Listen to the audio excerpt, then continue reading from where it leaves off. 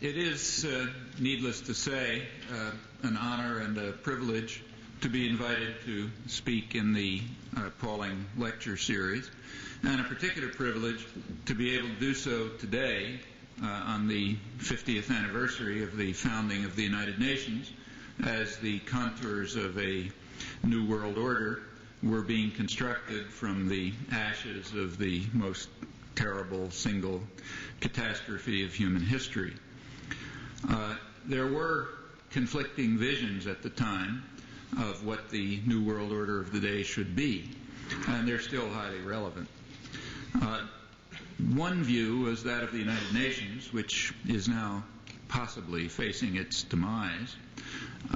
The second was a view that is sometimes called realism in international relations theory, which was critical of the utopianism that accompanied the founding of the United Nations.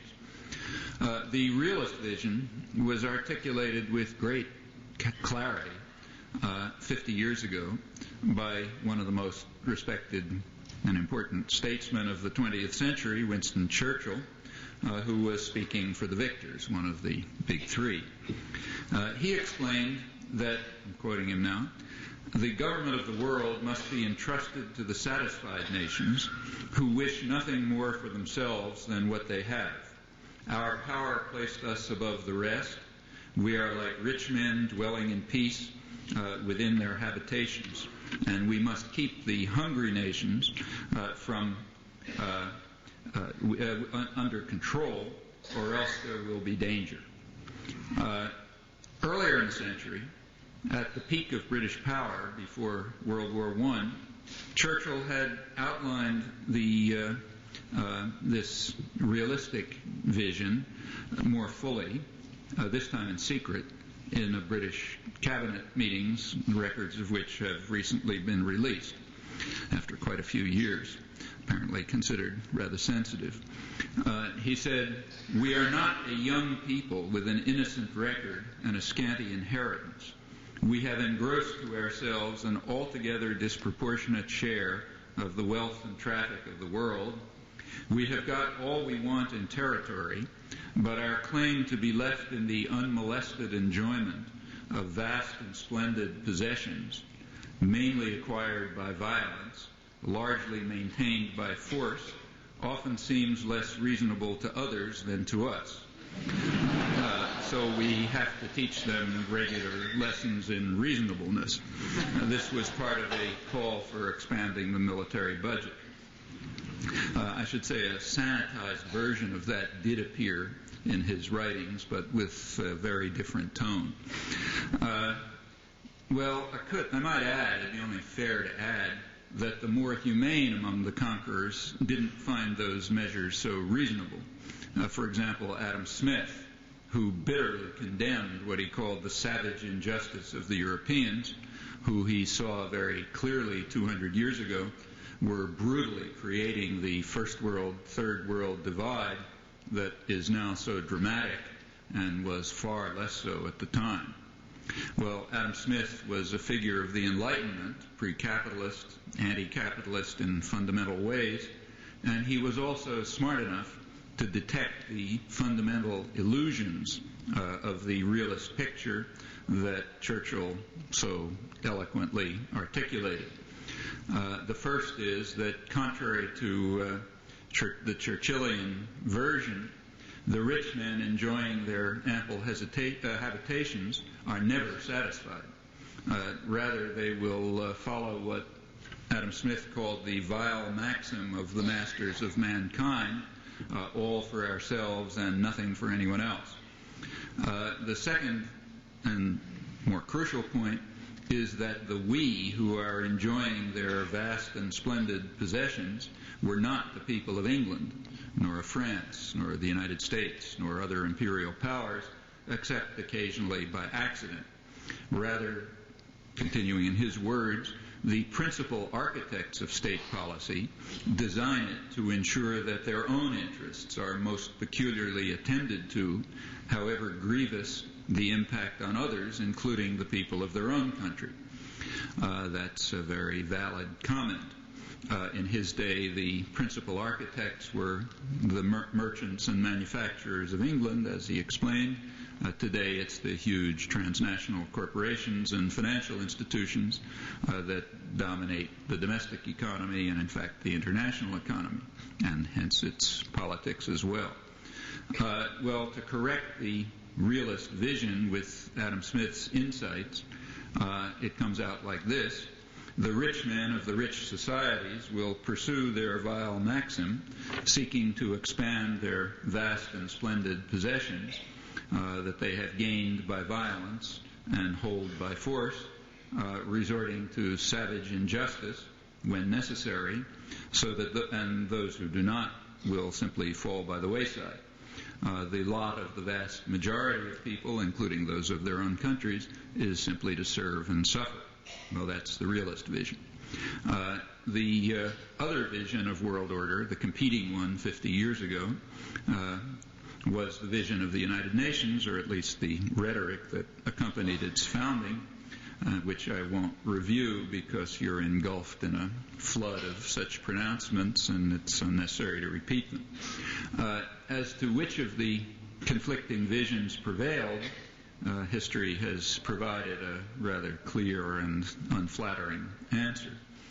Now, there were and are, of course, plenty of people deeply committed to the vision of the rhetoric that accompanied the United Nations then and now, and who sought to make it more than mere rhetoric. That includes, I suppose, the vast majority of the population of the world, which is why reality has to be masked in so much secrecy and deceit. It's why the occasional honest comment, such as Churchill's before the First World War, has to be concealed from the population for almost a century in this case. And I think it'll be a long time before they study it in British schools. Those who wanted to make the reality closer to the rhetoric included also prominent individuals, Linus and Helen Pauling ranking high among them, but real power has always resided elsewhere. Well, in the United States, attitudes toward the United Nations have oscillated over the years from great praise to utter contempt. I'll return to that at the end, suggesting a rather simple realist principle that I think accounts for the variations. But first, let's look at the failures and flaws of the United Nations that have caused these changes in attitudes towards it. Now, there is a standard version of this. It runs sort of like this. At the beginning, there were great hopes. They were dashed by the Cold War. When the Cold War ended, around 1989, 1990, there was a period of hopefulness, and then the hopes were dashed again by the ethnic conflicts that swept the world since. Here's some representative quotes from the most interesting period, 1990, right after the end of the Cold War and before the new catastrophes began. These are from the Washington Post and the New York Times and leading columnists and editorialists, but they're perfectly standard. I've actually reviewed a lot of them in print, and this is a completely exceptionless pattern. So here's a few. During the long Cold War years, the Soviet veto and the hostility of many third world nations made the United Nations an object of scorn to many Americans who were rightly appalled by the sight of brim-faced Soviet ambassadors casting vetoes and shrill anti-Western rhetoric from third world nations. Although with the end of the Cold War, 1988-89, Soviet policy changed, bringing about a wondrous sea change in the United Nations, which can finally work the way it was designed to. Well, that's the picture as of 1990, and then comes the disillusionment. The era of ethnic conflicts replaced the Cold War, and the UN again failed to deal with them, so maybe the time has come to bid it farewell. That's in capsule form the story.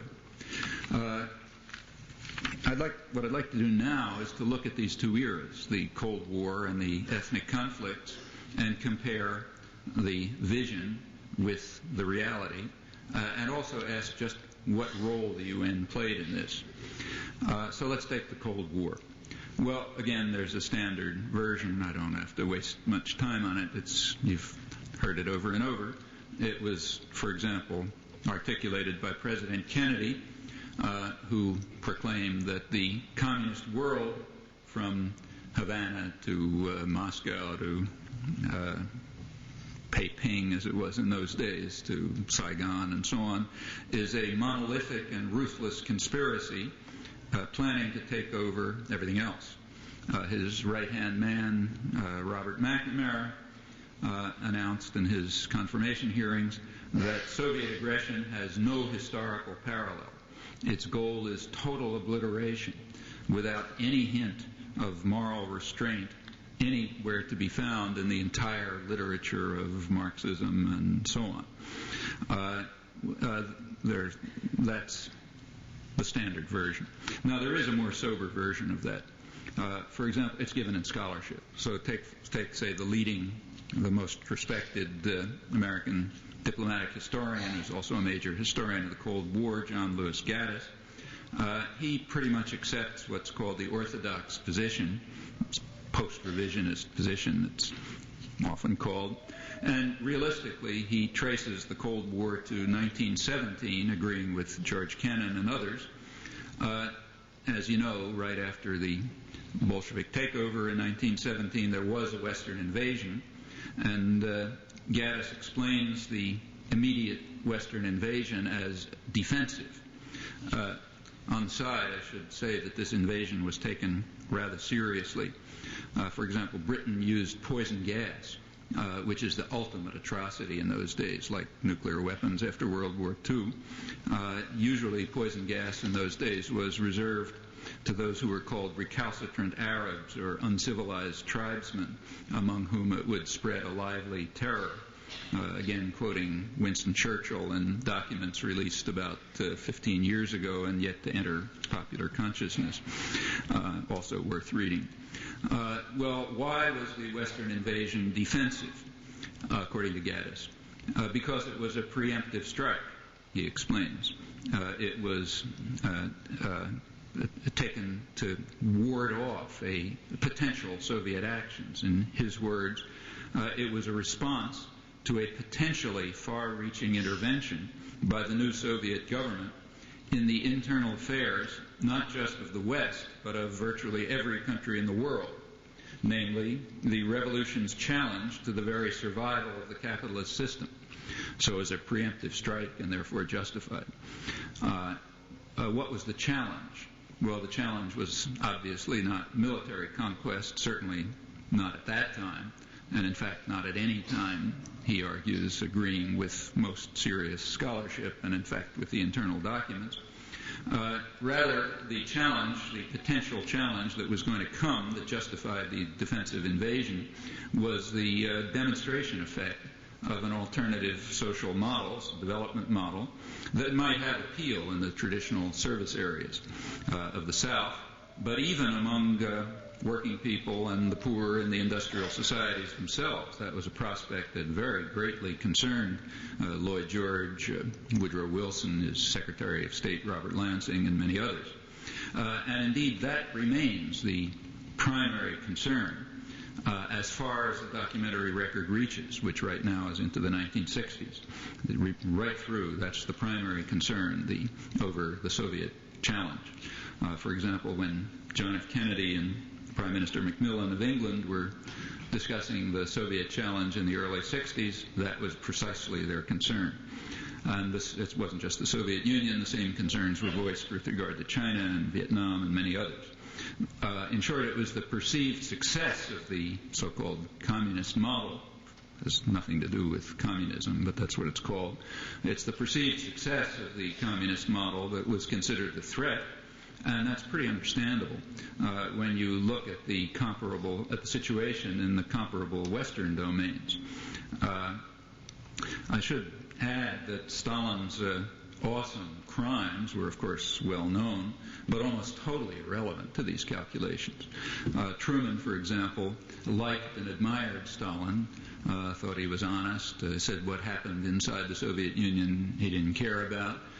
He thought it would be a disaster if anything happened to the great man and his great friend, and said he could get along fine with Stalin as long as the United States got its way 85% of the time. Churchill took the same view, in internal records, of course. As late as early 1945, after Yalta, that is, Churchill in internal cabinet records was defending Stalin as honest and trustworthy, and we've got to deal with him. He admired him. He spoke, in fact, very glowingly of him in private meetings. The fact that he was a mass murderer was known, but not relevant. In this respect, Stalin falls into a sort of there's a pretty traditional pattern. He falls into a long line of monsters and gangsters, including Suharto, who will be visiting in a week or so, Trujillo, Saddam Hussein, and a host of other killers and torturers, including the man who President Roosevelt called that admirable Italian gentleman who had brought fascism to Italy, and even including Hitler well into the late 1930s. The crimes are irrelevant. What's problematic is not following orders, that we don't get our way 85% of the time or more. History is very clear on that. A few years before the Kennedy-McMillan exchanges that I just mentioned, President Eisenhower and John Foster Dulles, the Secretary of State, had highlighted the central issue in private internal discussions, recently declassified. They were lamenting the ability of the communists, so-called, to appeal directly to the masses and gain control of mass movements, something we have no capacity to duplicate because the poor people are the ones they appeal to, and they have always wanted to plunder the rich, the big problem of world history. And as Eisenhower and Dulles and many others recognized, their own position on who should plunder whom was a pretty hard sell. And so the opposition had a kind of an unfair advantage, and they were trying to figure out how to deal with this. Well, I'm only sampling a rich record, which suggests a rather different perspective on the Cold War. That perspective happens to be reinforced quite powerfully, I think, when you look further, for example, at the quite rich and interesting record of declassified planning documents, which stress forcefully and consistently that the major threat to U.S. interests, I'm now quoting, is radical nationalism that calls for improvement in the low living standards of the masses and development for domestic needs based on the principle that the first beneficiaries of a country's resources should be the people of that country, not foreign investors, a conception that must be destroyed in all its forms, as the State Department insisted in the Charter for the Americas that it imposed on the Western Hemisphere right in 1945 as the New World Order was being established. Those are the consistent themes that run through the whole record, as they do for Britain before us, and though I haven't looked, I imagine France and Belgium and anybody else you look at. There's also a public record, which is consistent with this. And there's some pretty dramatic examples of it. So take one example from just a few years ago. You recall that about 10 years ago, the United States was engaged in what the World Court condemned as the unlawful use of force against Nicaragua, when the World Court condemned the United States for its aggression against Nicaragua, ordered it to desist from the crimes, as well as the unlawful economic warfare. And of course the U.S. dismissed the judgment without concern. And in fact Congress voted right after it another $100 million to increase the unlawful use of force against Nicaragua.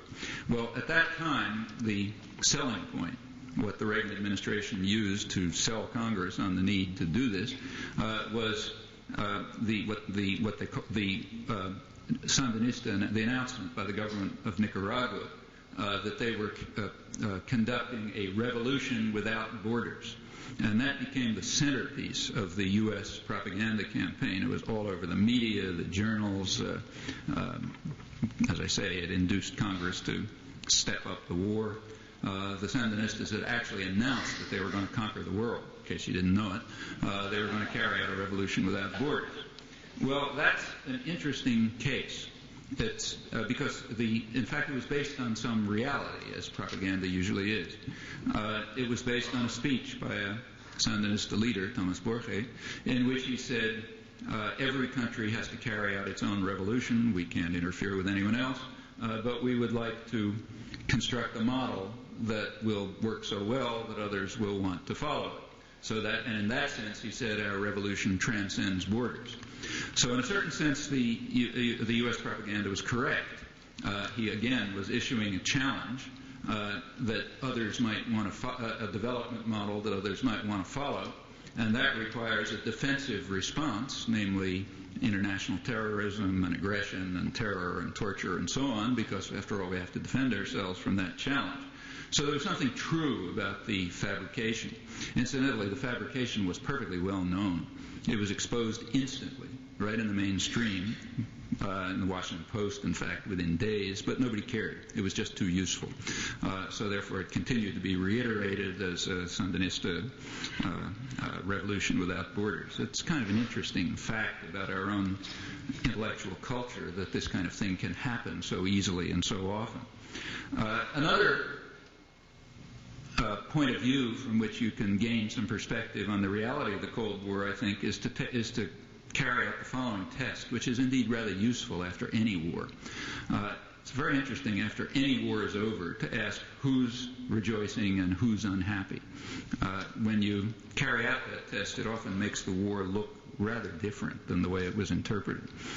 It tells you a lot about what it was really about. So let's look at the Cold War. Who's rejoicing and who's unhappy? Well, in the East, the people who are rejoicing are easy to find. That's the old Communist Party leadership.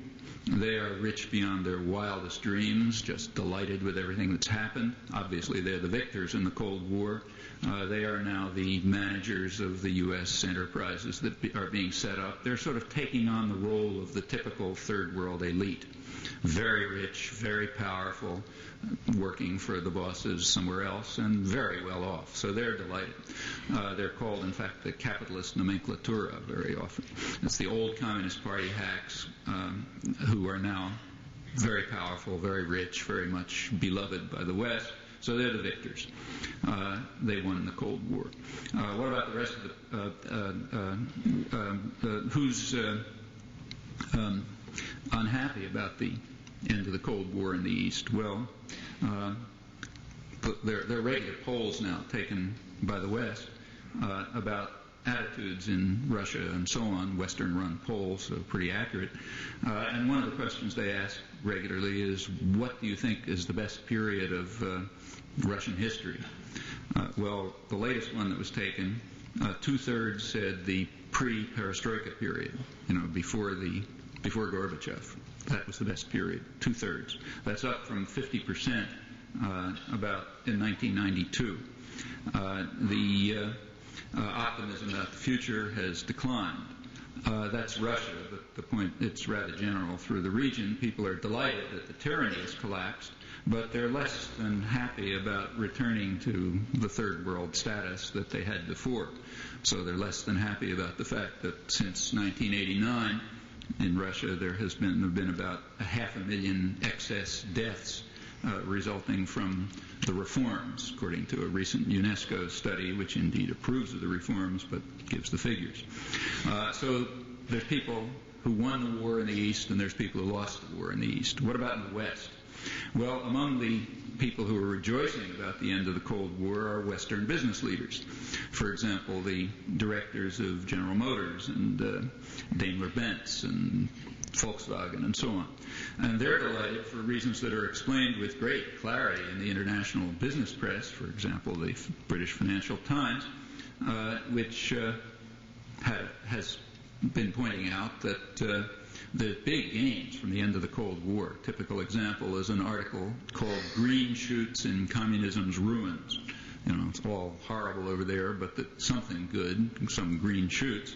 The green shoots are that the effect of the capitalist reforms has been to cause tremendous impoverishment and unemployment, so it is now possible for Western investors to get highly trained, skilled, educated workers for a fraction of the cost of the pampered Western workers, I'm quoting, who will have to abandon their luxurious lifestyles, as Business Week added. So they're delighted. On the other hand, who's unhappy in the West?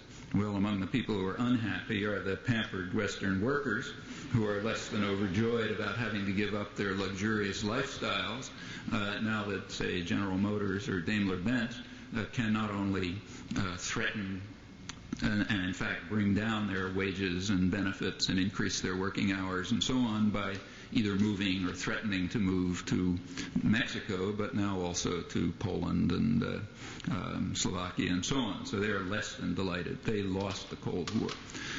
Well, if you look at it this way, there are winners and there are losers. The winners are the Communist Party leadership and Western business leaders. The losers are the people in Eastern Europe and the people in the West. Actually, that's not uncommon after wars, and it relates to Adam Smith's point about who the we are when you talk about we. Well, that gives you another point of view on it. This alternative, and I think more realistic perspective on the Cold War, makes even more sense when you look at it in a broader historical perspective. So East and West Europe did not be, the differentiation between Eastern and West Europe goes back to the 15th century. The last time they looked alike was about the 15th century. At that point, Western Europe was beginning to develop, and Eastern Europe was beginning to turn into its service area, its third world, as we would call it now, providing resources and raw materials and cheap labor and investment opportunities and markets and so on. That was beginning around the 15th century, actually pre-Columbus, on a fault line, incidentally, that runs kind of through Germany. And it continued, that difference continued to deepen right into this century. So, say, Russia was becoming relatively impoverished relative to the West more and more up until the First World War. And for large parts of Eastern Europe, it continued up till the Second World War. So the East-West relationship was a First World, Third World relationship, what's called a North-South relationship these days, one of the euphemisms that's used for the European conquest of the world. Now, the North-South conflict has a certain logic to it. The logic is that the South, the service areas of the Third World, they are to pursue only what's called complementary development. Complementary to the interests of Western power. They're not supposed to follow these bad ideas about development on the basis of the principle that the beneficiaries of a people's resources should be the people of that country. Got to knock that out of their heads. They're to follow complementary development, which supports the interests of the rich men in the rich societies in Churchillian realistic rhetoric. And if they try to pursue a path of independent development, that's got to be stopped. And it's sometimes stopped by violence, sometimes in other ways, but it's got to be stopped. That's the North-South conflict. There's another part to it. If that independent development goes on and it begins to look successful, that is, if there is a demonstration effect, then they become what is called in the planning documents a rotten apple that might spoil the barrel, or a virus that might infect others. And obviously you can't allow a virus to spread, so they've got to be eliminated. For example, Allende's Chile was described by Henry Kissinger as a virus that might infect people all the way to Italy, not because Chile was going to conquer Rome, but because it might send the wrong message to Italian voters, namely that social democratic parliamentary procedures can succeed. And that's got to be stopped. So the government was overthrown and a neo-Nazi regime was instituted and supported. And that's very typical. So problem one is independence. Problem two is the virus effect. That's the basic logic of the North-South conflict. And if you think about the East-West conflict, a good part of it fits into that framework. There was a big piece of the Third World was following a path of independence, and furthermore, it was becoming a virus. It was imposing that challenge that was so threatening from 1917 at least into the 1960s for the reasons I mentioned. Well, Russia is not a typical piece of the Third World. It's not like Grenada. It's a sixth of the world. Even when it was a deeply impoverished Third World country under the Tsar, it still had a big military force, which frightened people. And that was even more so in the 20th century. So this particular aspect of the North-South conflict took on a life of its own, and that's called the Cold War. But basically, a lot of it falls right into the traditional North-South framework, I think, when you think it through from this point of view, which I think is the accurate one. I should also add that the aftermath of the Cold War is completely intelligible and indeed predictable in these terms. Most of the region is going back where it was. So the parts that were part of the industrial West, like the Czech Republic and Western Poland, are again becoming like the industrial West. And the parts that were deeply impoverished Third World countries are going back pretty much to that status. They look more and more like the Third World, with the small, wealthy elites, the old Communist Party to a large extent, and the suffering and impoverished mass of the population, which is a typical view wherever you go, Mexico, South, Egypt, anywhere. This position is reinforced, I think, when you look at the continuity of policy right through the whole period. So let's just take the period when the Cold War ended, 1989, certainly ended by the fall of the Berlin Wall in November 1989. And just look what's happened since. We have a huge Pentagon system. So what has happened to the Pentagon budget since the end of the Cold War? We needed this huge military system because we had to defend ourselves from the monolithic and ruthless conspiracy. Okay, the monolithic and ruthless conspiracy isn't there. So what happened to the Pentagon system? Answer, it's the same. It's actually higher in real terms than under Nixon, right now about 85% of the Cold War average, and going up. The current Congress is driving it up. So obviously that couldn't have been the reason. The reason we were told for 50 years can't be the reason. In fact, there is a new official reason.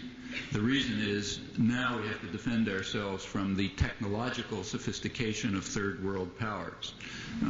That's literally the case. Not from the monolithic and ruthless conspiracy anymore. And that has about as much plausibility as the other one, so obviously it's a different reason, and it's not very hard to figure out.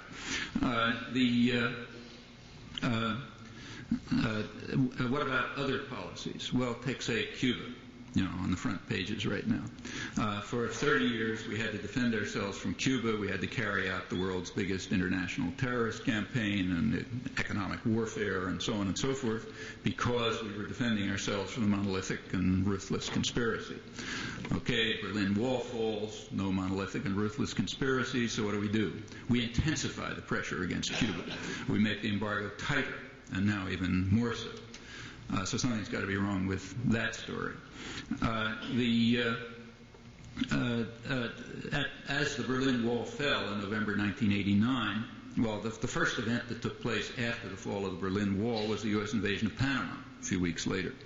Now, that's so typical an event that it barely merits a footnote in history. I mean, it's the kind of thing that happens over and over. But there was a difference this time. For a long time, every such action was justified by defense against the monolithic and ruthless conspiracy. We had to defend ourselves from the communists and their revolutions without borders and so on. They were gone. So this time we were defending ourselves from Hispanic narco-traffickers led by the archdemon Noriega, who was in fact kidnapped and brought here and tried for crimes that he committed while he was on the CIA payroll. Kind of small point. But that was a difference, but not a very significant difference. At the time of the fall of the Berlin Wall, the United Nations, let's turn now to the United Nations, they were in session. That was their winter session. And there were indeed some Security Council vetoes, 3. One Security Council veto was on Israel's actions in the occupied territories, voted 14-1. The United States vetoed it. The other two were condemnations of the U.S. attack on Panama, both vetoed by the United States. The General Assembly also had some very lopsided votes, which are kind of similar to vetoes, and a technical veto there. There were two, in fact. One was a resolution condemning the continuation of the unlawful use of force against Nicaragua, voted unanimously U.S. and Israel alone against. Another was a resolution condemning Washington's illegal economic warfare against Nicaragua, again, 2 votes against, United States and Israel. That's actually 1 vote when you think about it. It's like Russia and the Ukraine, were counted 2 votes. This, incidentally, continues. Just recently, there was a vote in the General Assembly resolution condemning the illegal U.S. economic warfare against Cuba, 2 votes against the United States and Israel. The preceding year, the U.S. had gotten Romania, but they dropped off. Actually, that's a rather traditional, it's a very traditional pattern. It again recalled the standard line about the grim-faced Soviet ambassadors and the Soviet vetoes that were paralyzing the United Nations. Now, the only thing that's wrong with that is the facts, which are they're not debatable. They're, perfectly clear and explicit facts. Since the 1960s, the United States is far in the lead in vetoing Security Council resolutions. In second place is the United Kingdom. France is a distant third, and the Soviet Union is fourth. That's not controversial. That's a fact. The same is true in the General Assembly. There are plenty of votes in the General Assembly with numbers like 153-1 or 150-2 or something like that on a wide range of issues, including aggression, human rights, international law, observance of international law, terrorism, and so on. And if you look through them, you'll find consistently the one is the United States, with maybe Israel or El Salvador or somebody dragging along. That's a very consistent pattern since the 1960s. It's almost totally suppressed in our free press. And not only is it suppressed, but there's just endless lying about it. The opposite is claimed, dramatically different from the easily documentable facts, uncontroversial facts, which again is an interesting fact about our intellectual culture. You can think about it and draw the obvious conclusions. Well, let's put that aside and turn to ethnic conflicts. There have been definitely ethnic conflicts since the end of the Cold War, namely within the imperial system that collapsed, the Soviet Union. So inside the former Soviet Union, the Balkans, where imperial systems have collapsed, there are ethnic conflicts. However, that's hardly a new phase in world history, and it doesn't call for any deep thoughts from leading intellectuals. In fact, it is standard and expected with the decline of some system of authority and tyranny. So post-colonial Africa quickly broke into ethnic conflicts. Or to take the most recent case prior to the collapse of the Soviet Empire, take the Portuguese Empire. That's the last empire that collapsed in 1975. And immediately it led to violent ethnic conflicts in Africa and Southeast Asia, where the Portuguese colonies were. The 3 most important were Mozambique, Angola, and Timor. These are the most dramatic cases of ethnic conflict in the modern era, and they don't have anything to do with the Cold War. They go back to 1975. With regard to Mozambique and Angola, there isn't a lot of time, so perhaps I can just quote the eminent British historian of Africa, Basil Davidson, who says that, in his words, those responsible for the contra-subversions against Mozambique and Angola will be cursed by history for enormous and terrible crimes which will long weigh heavily on the whole of southern Africa. He's referring to you and me, incidentally, if it's not obvious, and he's quite right, in fact, too kind. The United Nations Commission on Africa estimates over 1.5 million dead and over 60 billion in damages in the Reagan years alone, 1980 to 1988, by way of South Africa with strong U.S. support, That's within the framework of what's called here constructive engagement. And in Angola it continues at a horrible level, worse than the Balkans, in fact. Well, that's two of the ethnic conflicts. The third, Timor, is not a slight matter. It's the worst slaughter relative to population since the Holocaust, a clear, unambiguous ethnic conflict, and indeed the worst case in post-war history. Outright aggression, still continuing. We're getting to the 20th anniversary of it in a few weeks. And it's true that the United Nations failed to stop it. Big failure, so therefore let's dismantle the United Nations until we look a little more closely. And we find that it's true that the United Nations failed to stop it because the U.S. blocked the United Nations. In the words of our ambassador, Daniel Patrick Moynihan, the State Department, the U.S. government wanted things to turn out as they did, and it was my task, he writes, to render the United Nations utterly ineffective in anything it might do to prevent the aggression, and I was very successful in this task. He takes great pride in it, then points out that within a few weeks about a tenth of the population had been slaughtered, approximately the level of total casualties in Eastern Europe under the Nazi attack, he says. I'm not adding that. And then he goes on to the next sentence. So it's true that the United Nations, next topic. So the United Nations was indeed rendered utterly ineffective, but it's not the problem with the United Nations. As for the attack itself, the U.S. role was decisive, not only diplomatically, but also militarily. The invading Indonesian army was 90% equipped with American arms under a treaty that required that they can be used only for self-defense. Henry Kissinger, who was then Secretary of State, secretly sent more arms immediately, right after the invasion.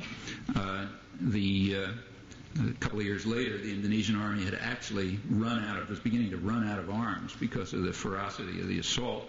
So President Jimmy Carter took off a little time from sermons about human rights and escalated the flow of arms at the point when the slaughter was really approaching genocide in 1978. There's consequences to this.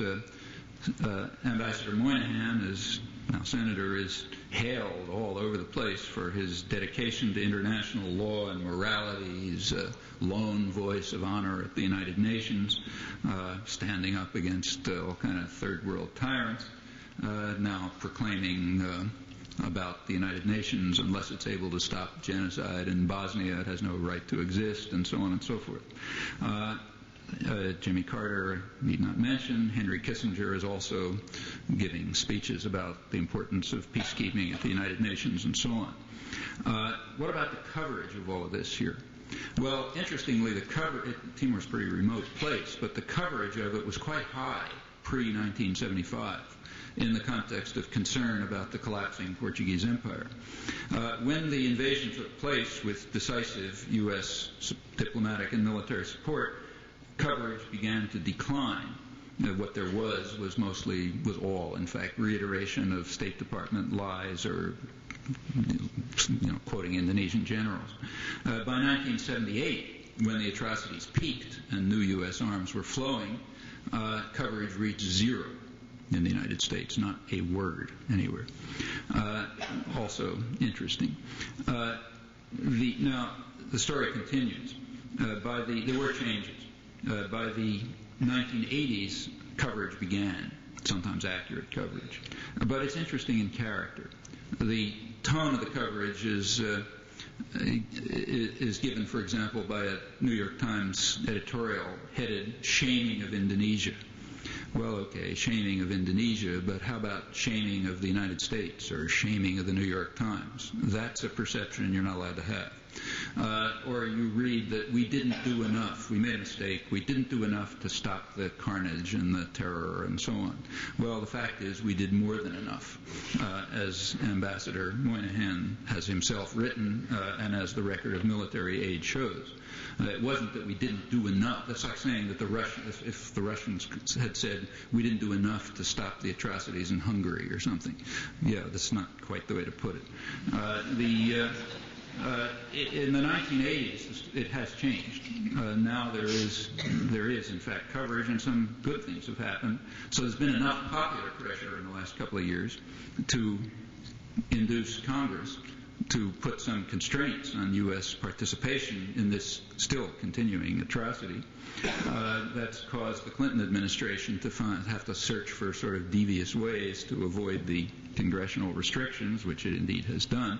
But nevertheless, that's important. It's symbolically significant and might, even with enough pressure, lead to Indonesian withdrawal. That's conceivable. There have also been big changes inside Indonesia, though we don't hear about them. Human rights groups, student groups, labor leaders, independent intellectuals, and so on, have begun to speak quite openly, condemning the Indonesian invasion of East Timor, and in fact speaking up for human rights and rights of working people and so on. Now, in Indonesia, to stand up and talk about these things is not so simple. It's not like here. Here you do it, nothing happens to you. There you do it, you're in a terrorist, tyrannical and vicious state, but they're doing it. And that's another thing that might be called the shaming of the United States, I think. Not only that we don't report it and support them, but that we don't do it ourselves, which is certainly a lot easier. Well, the end of the Portuguese Empire 20 years ago led to ethnic conflicts that are far worse than the consequences of the end of the Soviet Empire, the end of the French Empire, long, slow process. That led to still worse consequences, the Algerian War, the wars in Indochina. Our own wars in Indochina left about 4 million people dead and 3 countries in total ruin. In this case, the aggressors benefit from impunity within the doctrinal system, and these aren't even called ethnic conflicts because we're one of the participants. But if we use the term in any meaningful sense, these are ethnic conflicts on a huge scale, with far dwarfing anything that's happened after the fall of the Soviet Empire. There was a Cold War element in all of these things, but it was very far at the margins when you take a serious look, and indeed that's recognized in internal documents. Well, let's take a look elsewhere, say the Middle East. There's a symbol of ethnic conflict, namely Lebanon, for quite some time, 20 years, so nothing to do with the end of the Cold War. Lebanon occasionally makes it to the front pages here. So, for example, after the bombing of the Oklahoma City bombing, you remember, big headlines all over about how Oklahoma City looks like Beirut, big tragedy. The horrors of Beirut are coming right to mainstream America. Furthermore, if we ever find if it turns out that the people who did that horrible atrocity were from the Middle East, we're going to bomb everybody in sight, and so on and so forth. Well, that was the reaction to the Oklahoma City bombing, and it was not entirely false. Oklahoma City was indeed looking like Beirut. Of course, Beirut has been looking like Beirut for quite some time. For example, Beirut looked like Beirut exactly 10 years earlier, almost to the day, since we like anniversaries. That was when the largest car bomb in history went off in Beirut. This was the worst terrorist act in the Middle East at the peak of concern about international terrorism. It was a bomb, big, huge car bomb, very much like Oklahoma City. It was set off outside a mosque, timed to go off to kill the maximum number of people when they were leaving, killed mostly women and children, all over the place, children in their beds and all sorts of things. Very much like Oklahoma City, huge catastrophes. Now, in that case, it's not too difficult to chase the perpetrators to the ends of the earth or to bomb any country that's harboring them and so on, at least if the U.S. Air Force has the capacity to bomb Washington and California and Texas and so on, with maybe a few extra bombs left in London. And the reason is because, as is perfectly openly acknowledged, the bombing was carried out by the CIA with the assistance of British intelligence. So it's true, Oklahoma City was looking like Beirut for good reasons, because Beirut looked like Beirut, and there's no problem finding the perpetrators and punishing them. Just Sunday in the United Nations, Clinton called upon all the nations of the world to join with us in ending the horror of international terrorism and making sure that any nation that tolerates international terrorists becomes a pariah and is punished and so on. Again, that's easily within our power. But somehow none of this ever gets discussed. It's not that the press, say, or intellectuals are unaware of the fact that the Oklahoma City bombing was a virtual duplicate of the Beirut bombing 10 years earlier. Of course they're aware of it.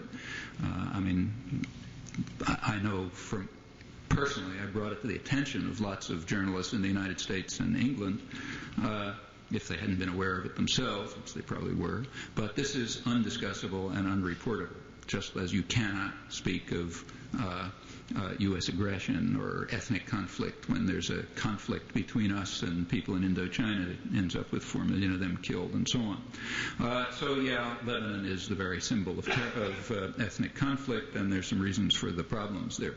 There is also a grand success in the Middle East right next door in overcoming ethnic conflicts. Just a couple of Nobel Peace Prizes recently.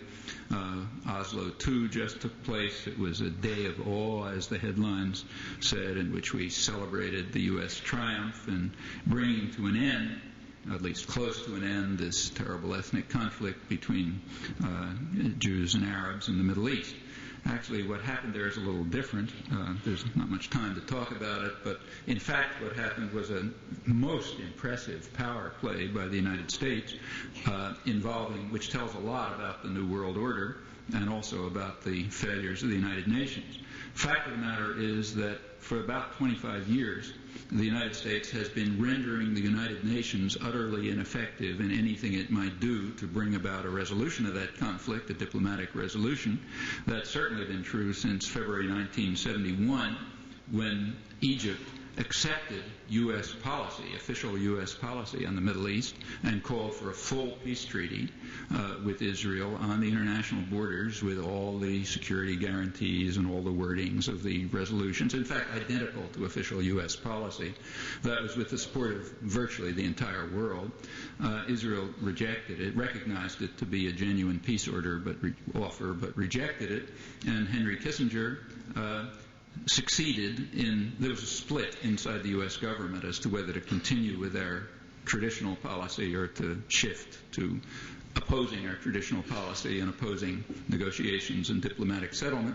And Kissinger won that battle, achieving what he called stalemate, meaning no diplomacy. And ever since then, the United States has been opposed to a diplomatic settlement. Well, that settlement was organized by the United Nations, UN mediator. So that's one time when the UN was rendered utterly ineffective by a U.S. veto. That became a literal veto a few years later, January 1976, when the Security Council debated a resolution calling for a political settlement, supported by the entire world, in fact. The Arab states, PLO supported it, Western Europe supported it, non-aligned countries, Eastern Europe. It was vetoed by the United States, out of history, like the February 71 events. That was under Kissinger again. Same thing happened under Carter, same resolution eliminated. The Security Council was eliminated. The issue, therefore, came up regularly in the General Assembly, in fact, every year. The votes were always like 150 to 2 or something like that. The last of those votes was last serious vote was December 1990. Date is important. That was the last of them, of the annual votes. It was 144 to 2, usual numbers. Then what happened after December 1990? Well, right after that came the Gulf War. And the Gulf War effectively got the rest of the world to understand that well, actually, George Bush put it rather clearly, that the New World Order is, in effect, in his words, it means what we say goes, certainly in the Middle East, and the rest of the world just backed off. Europe pulled out of the game, the non-aligned countries were out of it, total disarray, the Arab world completely collapsed.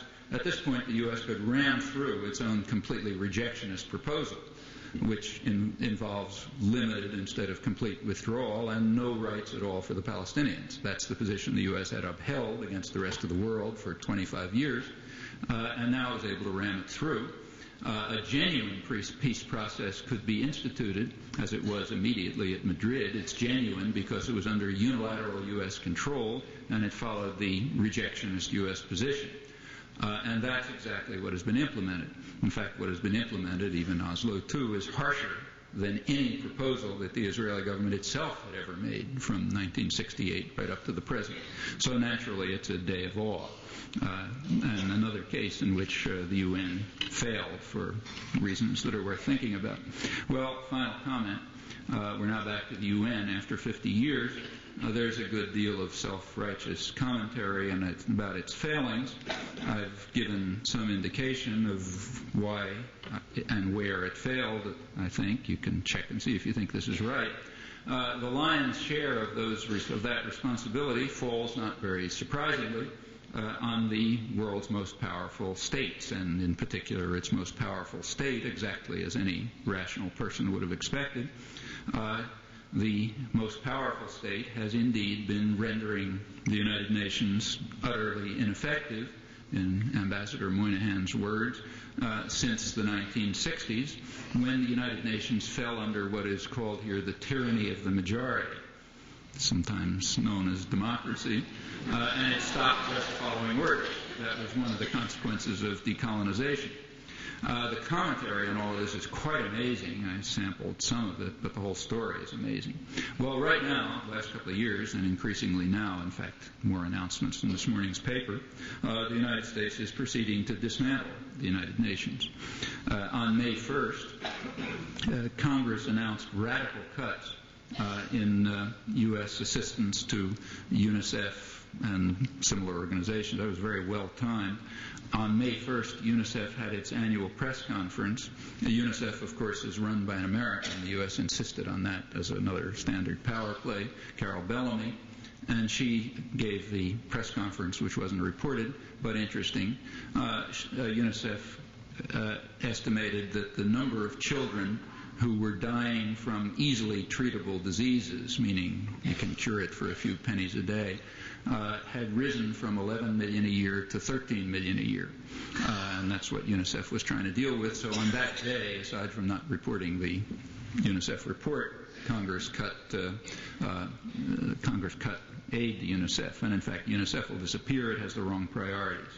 The FAO, the Food and Agricultural Organization, that's slated for disappearance. Again, it has the wrong priorities, poor and hungry people around the world. The International Labor Organization, that's going to go the same way. And there's a reason for that. The ILO deals with worker rights. The U.S. has the worst record in the Western Hemisphere and Europe, with the exception of El Salvador and Lithuania, so we're third, actually, in ratifying conventions on worker rights, including things like children's labor and things like that. And furthermore, the ILO committed an additional crime 2 years ago. It criticized the United States. It very rarely criticizes a rich industrial country, but it broke the pattern and criticized the United States for violating international labor standards by the employment of permanent replacement workers, which is in gross violation of universally accepted international labor standards. So they have to go. They're obviously not to be allowed, and they're going to disappear. The UN Development Agency, same story. U.S. has sharply cut funding for it and is going to get rid of it. It has the wrong priorities, the vast majority of the world's population. There used to be a monitoring office, just provided data on transnational corporations. In fact, it was the only source of information on transnational corporations. That was killed a couple of years ago. It's the wrong information. It was pretty hard to get the information anyway, but at least you could get it. No, you just can't. UNESCO has a third world orientation that's almost dead and will die under a good deal of blatant fraud about new information order and so on, which is what actually happened, and the fraud about it is well documented in scholarly work published by university presses, but unreviewable. UNCTAD, the UN Conference on Trade and Development, that's slated to disappear. It was announced this morning, in fact. because its functions will be taken over by the World Trade Organization, so it's irrelevant. Well, for those of you who know about these issues, that's total nonsense. The problem with UNCTAD is that it keeps refuting the neoliberal fundamentalism of the World Trade Organization and showing that it's false and fabricated and so on. They've got economists who are giving the wrong analysis.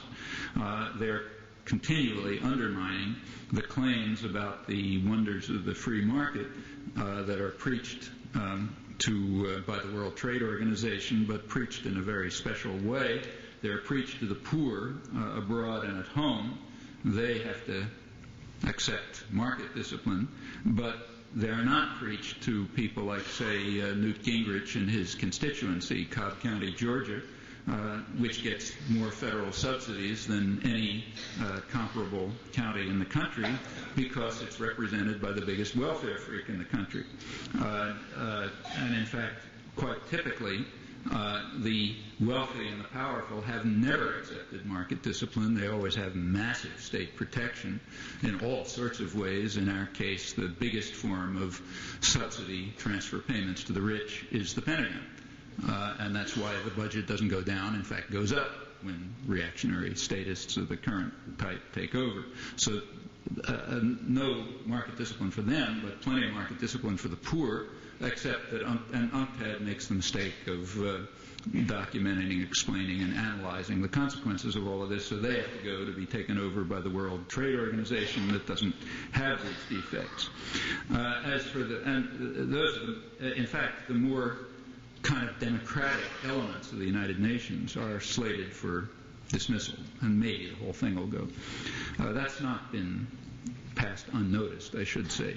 The South Commission, which represents the overwhelming majority of the population of the world, the non-aligned countries, they published an important book a couple of years ago called Challenge to the South, published by Oxford University Press, unreviewed to my knowledge, which called for a new world order based on justice and freedom, and they explained what's going on in the world rather well.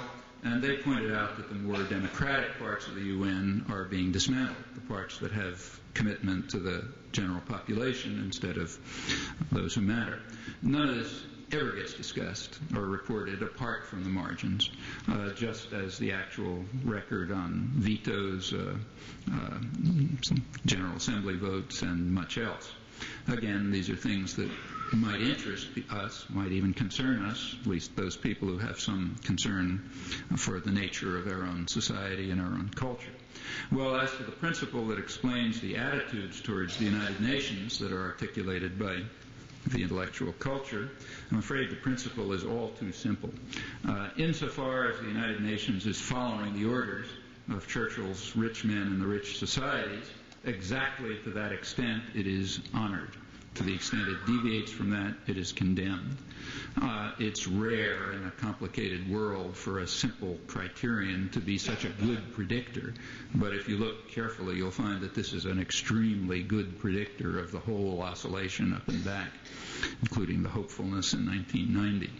Well, if Churchillian realism continues to prevail in the global system, and incidentally increasingly at home as well, because there's an obvious domestic analog to all this, if that's the case, then the future is going to be bleak. But we should remember that these are by no means laws of nature, nor are they laws of society, even if such laws exist. But these are human decisions that can be made differently within human decisions, the human institutions that have no particular claim to permanence or even legitimacy. As throughout history, all of this can be changed, as it has been in the past, and in the same ways as in the past, and the age-old struggle for greater justice and freedom can be advanced if we so choose. Thanks.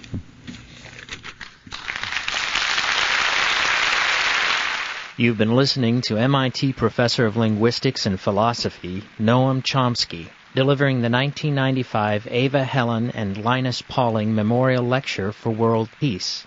The title of Professor Chomsky's lecture was Prospects for World Order. The lecture was delivered on the Oregon State University campus in Corvallis, Oregon, on October 24, 1995. In a moment, we'll return to the question and answer segment of the program. Noam Chomsky is world-renowned for his revolutionary work in linguistics and philosophy. He was an early opponent of the United States invasion and war in Vietnam, and has since become equally well known for his criticism of U.S. foreign policy throughout the world. At the time of this lecture, October 24, 1995, his most recent book was World Orders, Old and New. In recent years, his publications include Hegemony or Survival, America's Quest for Global Dominance, Failed States, The Abuse of Power and the Assault on Democracy, and Perilous Power, The Middle East and U.S. Foreign Policy, Dialogues on Terror, Democracy, War, and Justice, with Gilbert Achcar.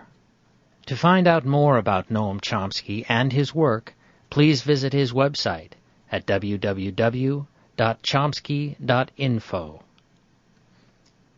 And now we return to the question and answer segment of the program. Okay, I'm sorry there are no microphones in the hall, but if people want to say something and talk, you speak. I'll probably hear you, and I'll repeat if people can't. How does the U.S. get such enormous veto power in the U.S.? How does the U.S. get such enormous veto power? Simply take the realist position that Churchill articulated. The rich men and the rich societies run the show, and simply ask yourself, who are the richest men and which is the richest society?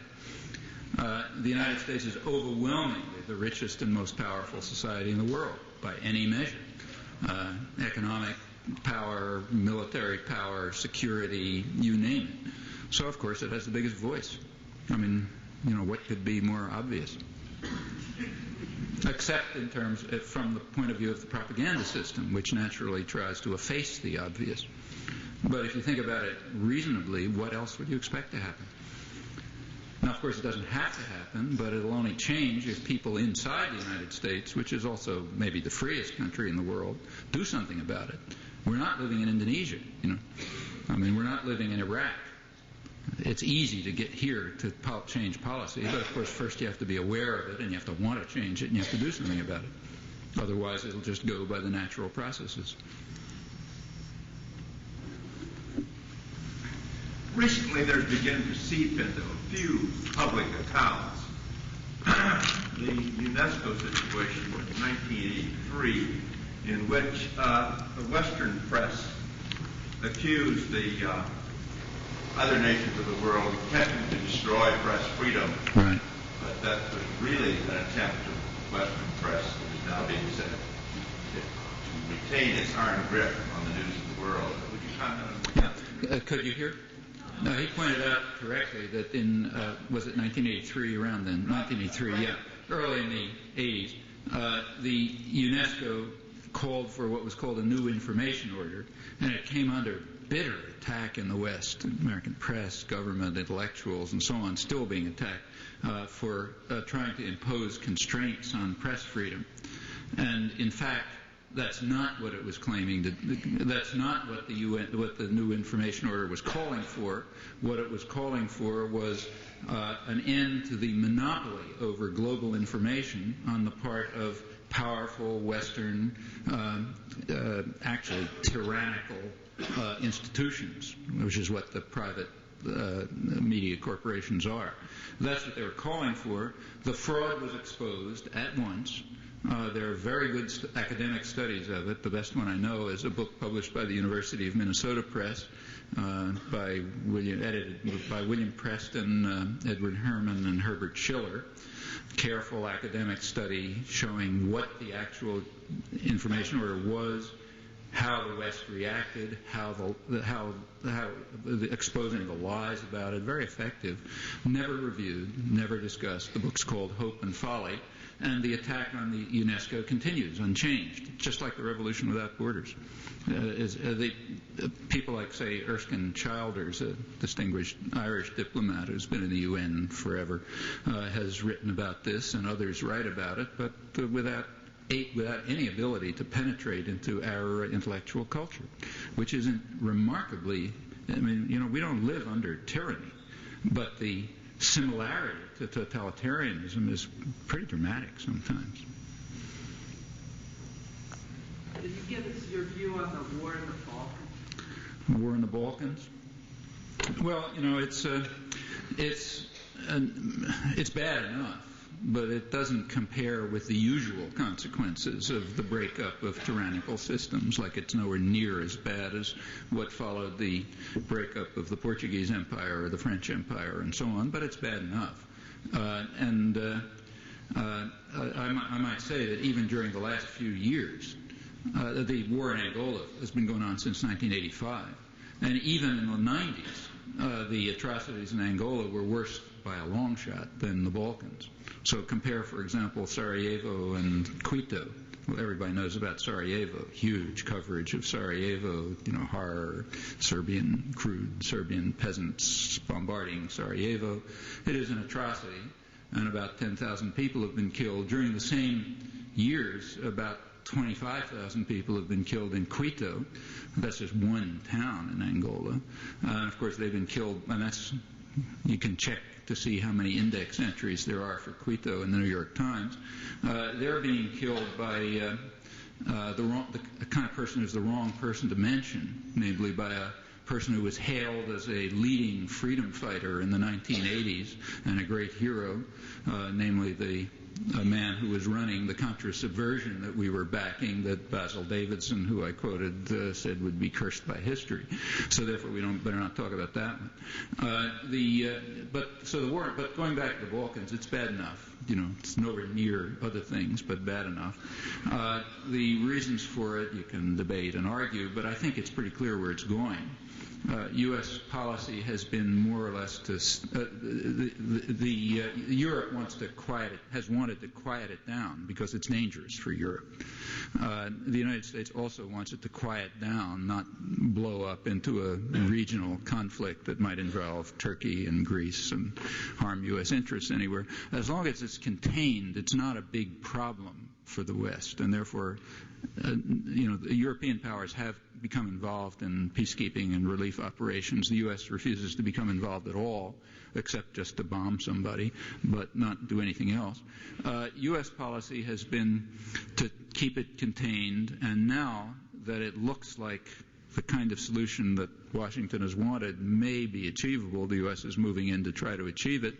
That solution is a partition of the former Yugoslavia into a greater Serbia and a greater Croatia. Croatia being our ally, which is getting U.S. military support and aid and training. And it looks like that's what's happening. I mean, behind the facade of, preserving Bosnia and so on, it looks like what's emerging is a partition between Serbia and Croatia, in which there may be something called Bosnia, but mostly on paper.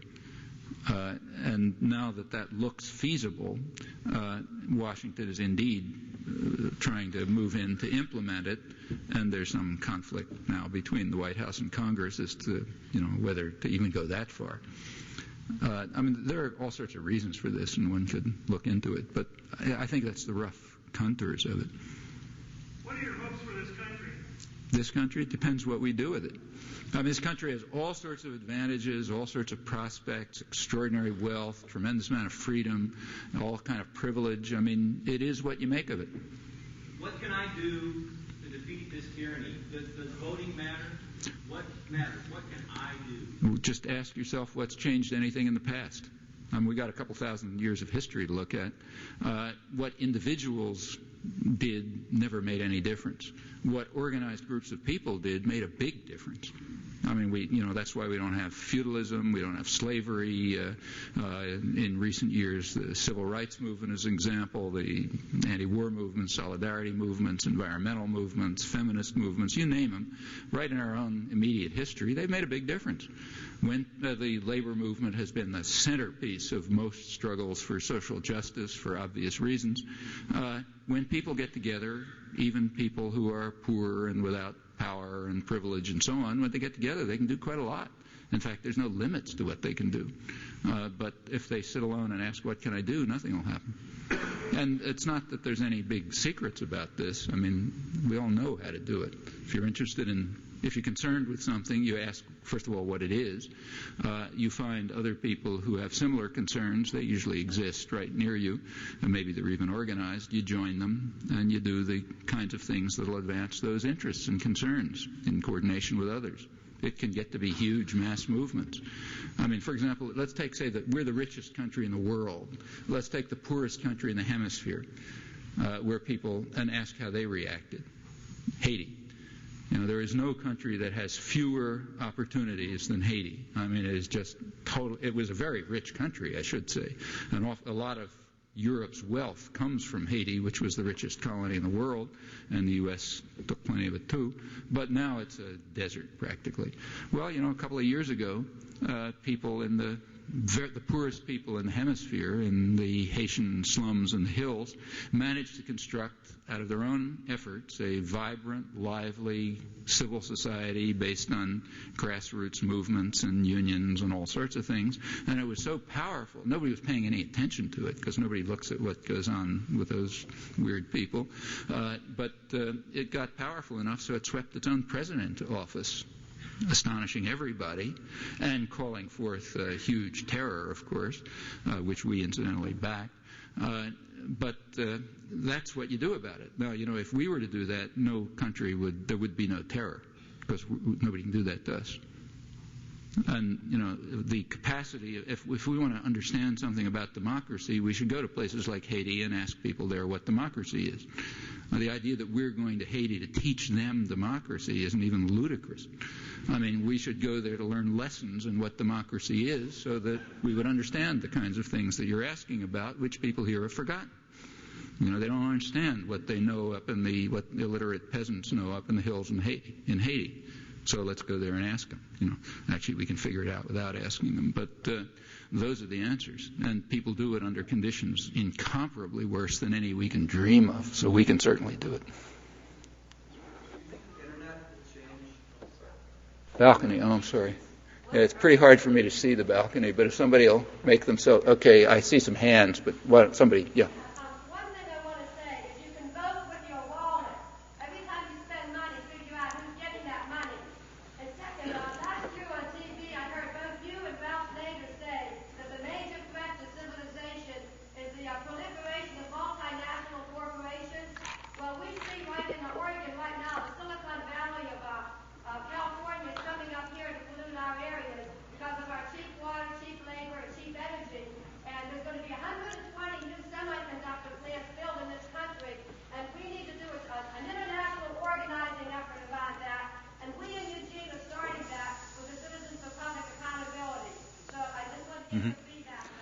Well, you're certainly right about spending the money, and in fact, there's good data on this, which just came out from one of the Center for Responsive Politics, I think it's called, just came out with data on a study of the effect of the correlation between campaign spending and electoral victory in the 1994 elections. They do this regularly. And it turns out that about 90% of the people elected in 1994 were people who spent much more than their opponent. That's higher than 1992, and this is a pattern that goes way back in history, which translates into saying that those who are capable of buying the election win the election. To an overwhelming degree. 90% is not a small number. Of course, they are the transnational corporations and the other business groups and those who amass enormous amounts of capital and can only be combated in an electoral arena by a very highly organized public. That's one of the reasons why business and the government that they more or less run, are so intent on destroying labor unions, because they are the core of the opposition to this, the best major way in which people have been able to combat it. So you're right about spending money, but it doesn't help if one of us spends money. You're not going to compete with the private tyrannies, its profits are going through the roof, and control. The Fortune 500, for example, control about 2/3 of the entire gross domestic product of the United States right now, plus a big piece of the international economy. And those are private tyrannies. Remember that. Those are totalitarian institutions, if anything deserves the name. They're not accountable to the public. They're completely hierarchic internally. They do what they want. You don't have any control over them. Very limited controls. Actually, technically, there is a control. They all have state charters, and it could be taken away. But until we remember what democracy is, that question won't arise. As it stands, they have tyrannical control and extraordinary power. And while you can try to compete with them in the electoral arena, and it's worth doing, you have to remember that requires massive organization of, say, the Haitian type. On the transnational corporations, I think you're right, and I don't know exactly what your group is doing, but you got to think through what this means. The problem isn't a chip manufacturing plant. That may be good or bad. You can worry about it. But the problem is who's making the decision to put it there, and who's going to run it, and who's going to decide what it does, and so on. In a democratic system, people here and elsewhere would be making those decisions. In a system where power is vested in private, tyrannical, unaccountable systems, it's done other ways. Institutions, it's done other ways. And those are the crucial issues. We could vary maybe on our opinions as to whether it's a good or bad idea to have a chip plant, but I don't think at least people who believe in democracy ought to differ on the question of who should make that decision. Somebody else up there? I'm surprised by your previous comment when you said that if we organize and take action, that nothing like what happened in Haiti will happen to us, when we know in history that garment workers were massacred. The Valentine's Day massacre, and students were shot at Kent State. I think that we have to have courage and understand that the people who would do this to Haitians would also do what falls in with what you said about who wins and who loses. Yeah. And I think we need to organize these more seriously in terms of what we're up against. Could you hear the question? Comment?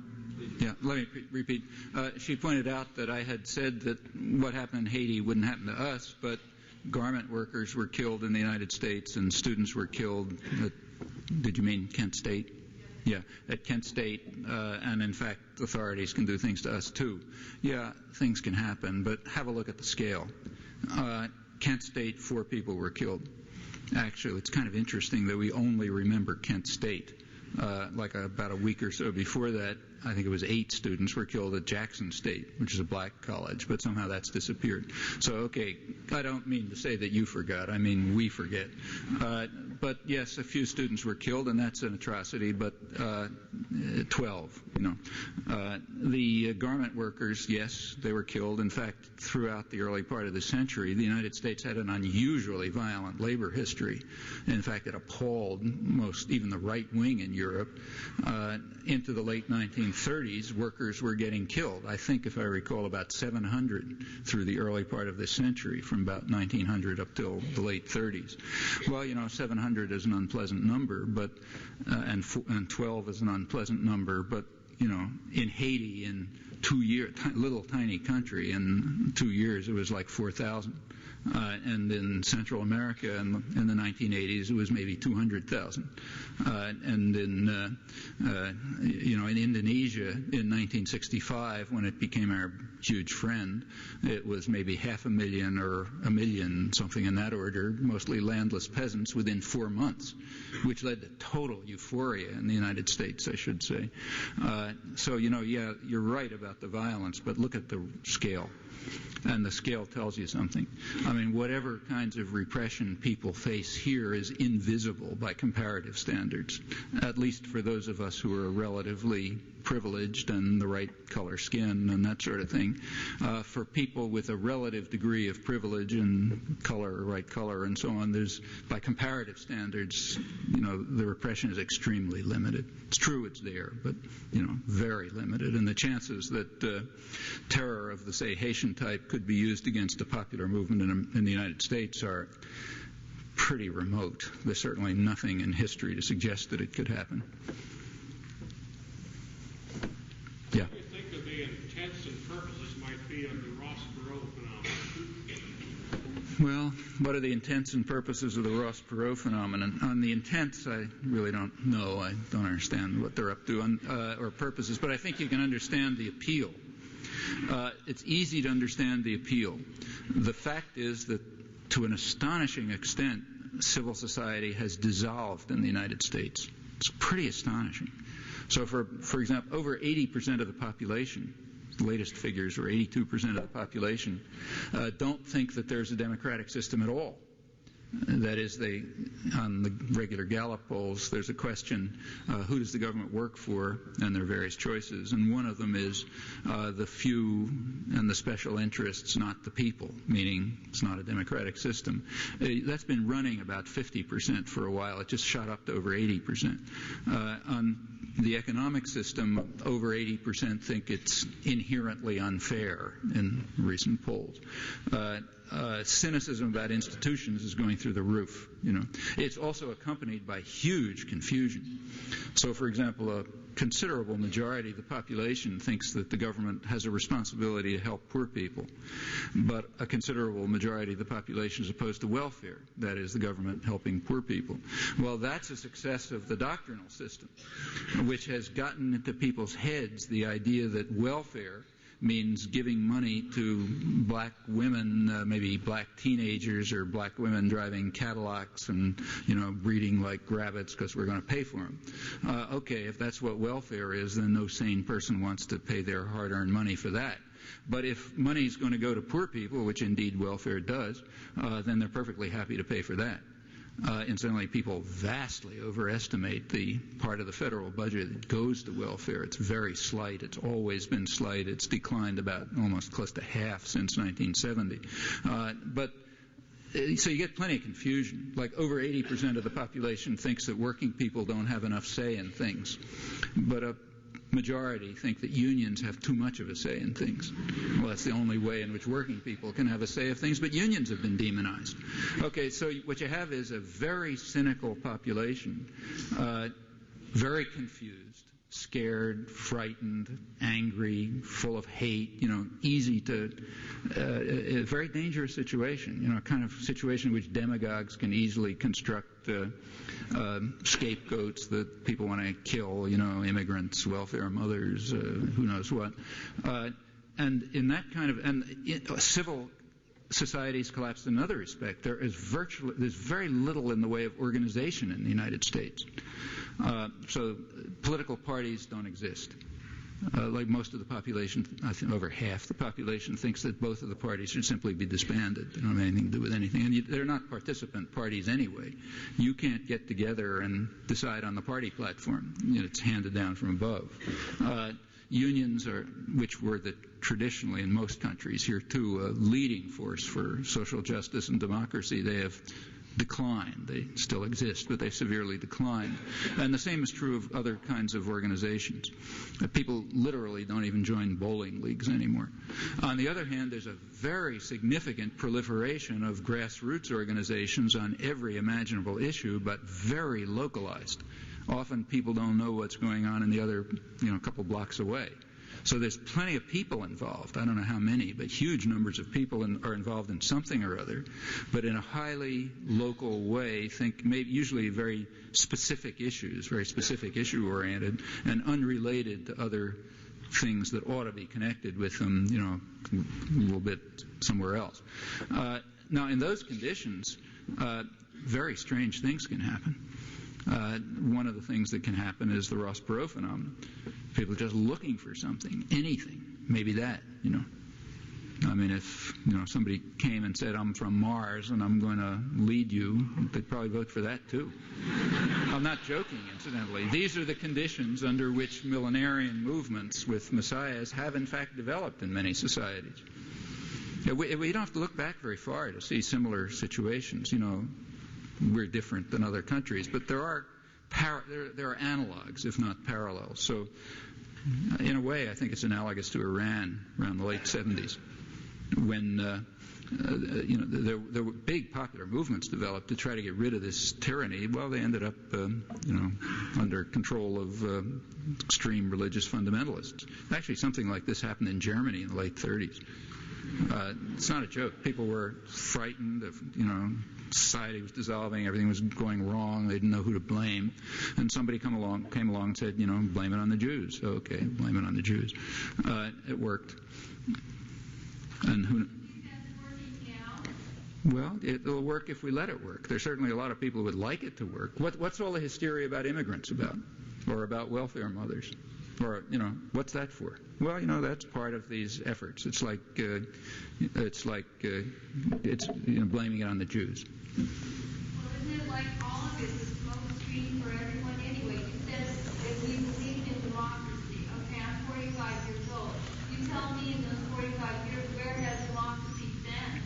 Because I believe it hasn't been. You believe? Yeah, what you stated is that the United States claims to be democratic, but in fact, in the United Nations situation, it doesn't act that way. It's completely snowballing everybody, it's completely controlling everyone.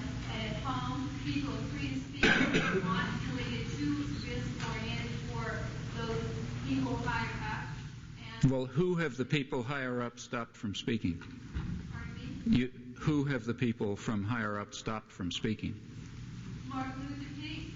Well, first of all, we don't know that people from higher up did it, but let's say they did. There are plenty of people who are speaking. There are plenty of SNCC activists, plenty of other civil rights activists. They keep speaking. To the extent that there has been repression here, like Black Panther leaders were killed, and it's not zero.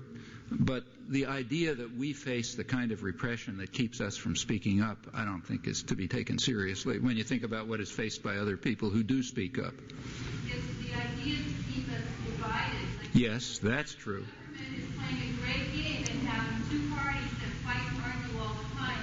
There's no unification among the people because nobody knows what to believe. Yeah. And it's all to keep us all disempowered so that the game goes on. Yeah, so your point is that the government is trying to keep us disempowered so that the game goes on and two parties, and it's not really democratic. I think there's something right about what you're saying, but if you don't mind my saying so, I think you're being caught up in the propaganda system. It's not the government who's doing this. The government is a reflection of private power. And part of there's been a huge propaganda campaign in the last 50 years on the part of a very class-conscious business community who are kind enough to tell us what they're doing, namely fighting the everlasting battle for the minds of men and indoctrinating people with a capitalist story and so on and so forth. That's what the huge public relations industry is about. And they have very definitely have the goals that you're mentioning, and indeed one of their goals is to make you hate the government. Now, there's plenty wrong with the government, and they'd love you to blame everything on the government. But the reason that they want you to hate the government, the reason that they've been building up this sense of anti-politics, let's get rid of schools and public assistance for health and everything else, is because they would like you to blame it on the government and not look and see where power is, namely in the Fortune 500.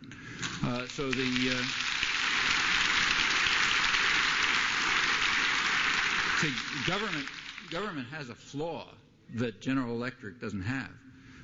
Government is potentially democratic. There's a way of influencing the government and participating in it. I'm not joking. Think about it.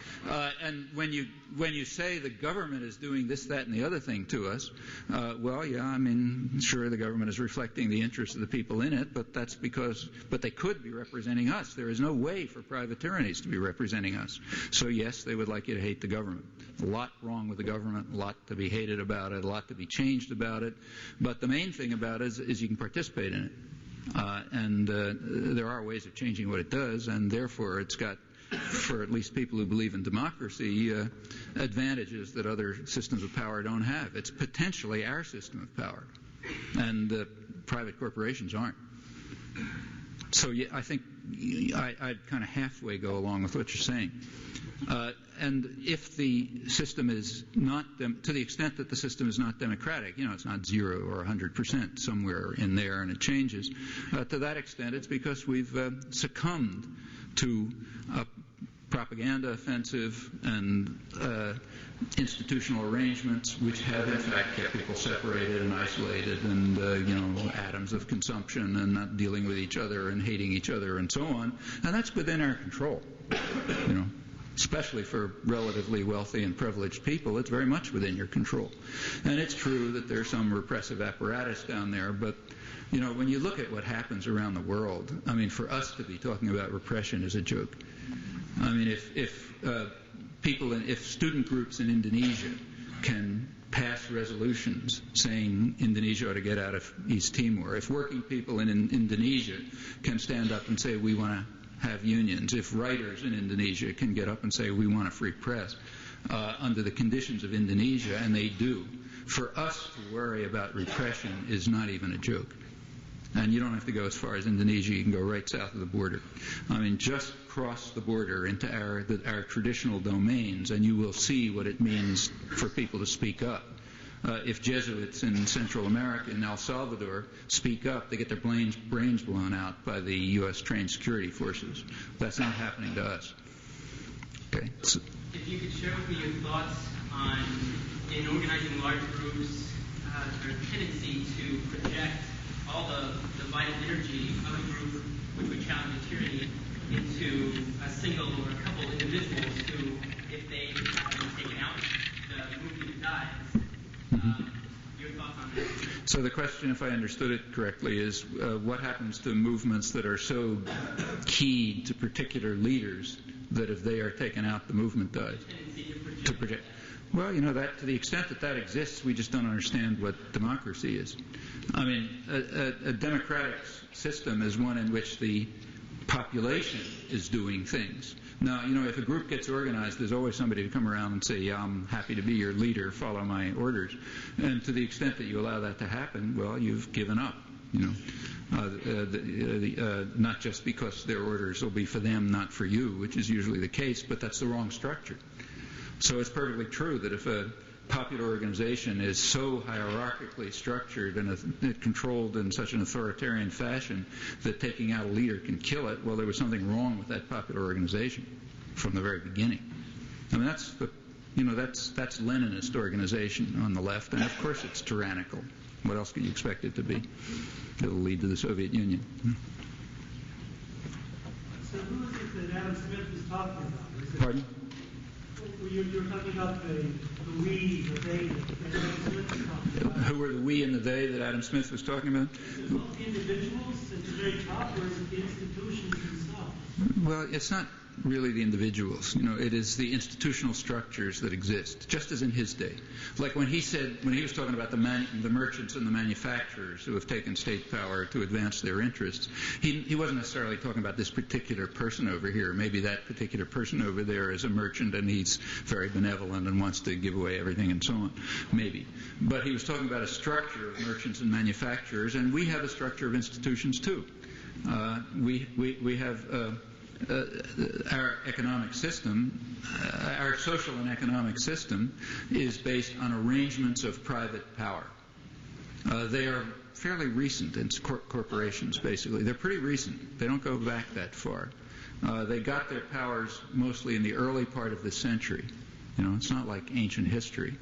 They achieved through courts mainly, not through legislation, the rights of private persons, in fact, immortal persons with all the rights of persons except you're immortal and you're huge, and even things like freedom of speech don't make any sense for an institution that's for people.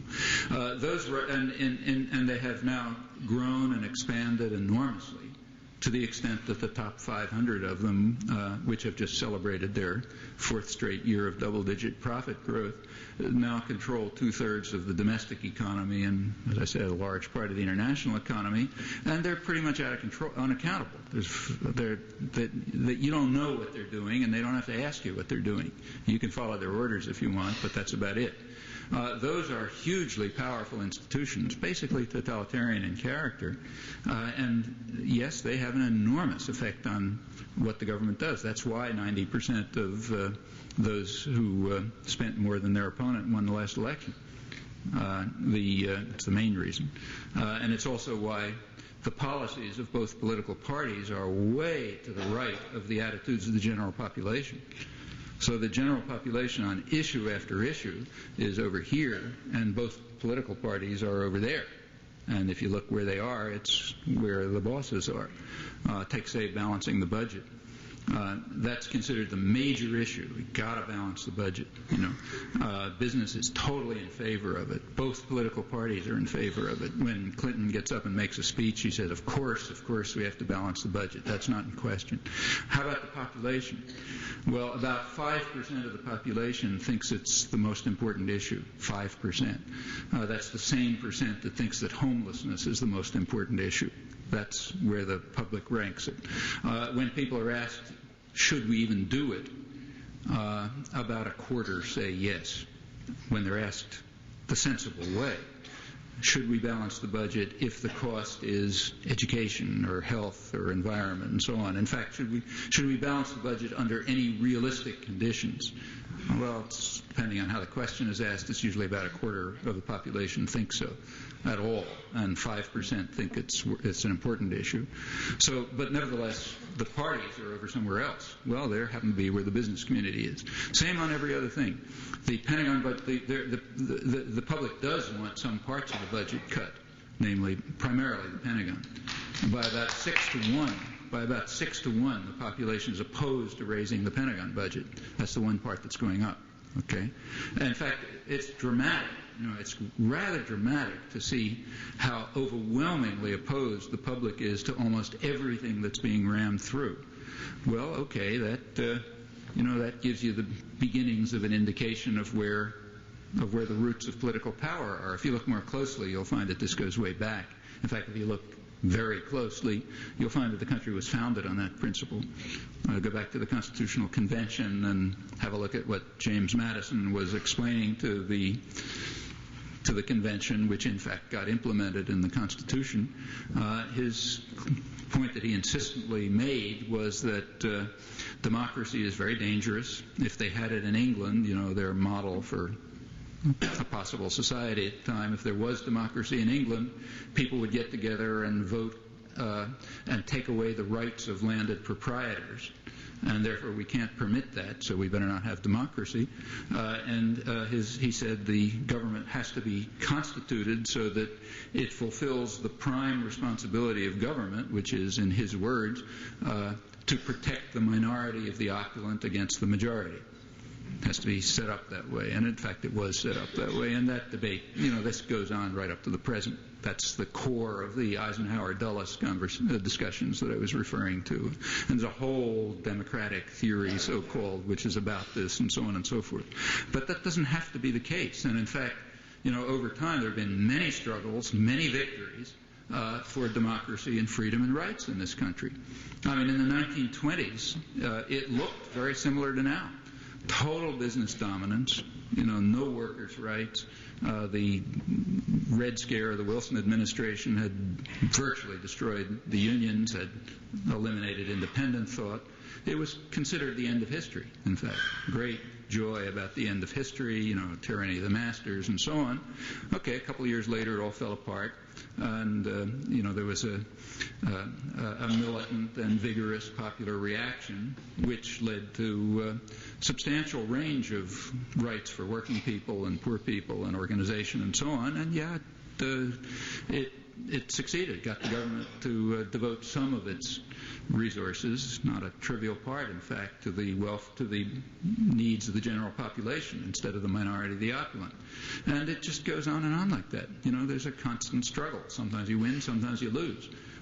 There will continue to be an unequal struggle as long as there is a concentration, as long as there are tyrannical systems that control internal to them the mass of the decision-making over how the country works. In other words, as long as there's a private corporate system of manufacturing and financial and service and other industries. But those are illegitimate structures. There's no reason why they should exist. In a democratic society, I don't think they'd exist.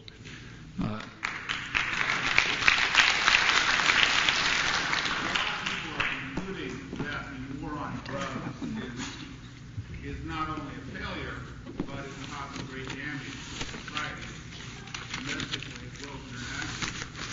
I guess the conventional wisdom is that it's political suicide for a politician to even suggest anything approaching this. In fact, at the United Nations festivities, the president made that the thrust of his speech. That's right. Comment on that. Yeah, that's an important point. He pointed out, tell me if I get it straight, that a lot of people are saying that the war on drugs is a disaster and a social disaster and all sorts of problems, but the common wisdom is that for a politician to get up and say we ought to do something sensible about this is suicidal. And the president, in his speech at the UN the other day, made this the centerpiece in the war on drugs. That's quite correct, but the reason why it's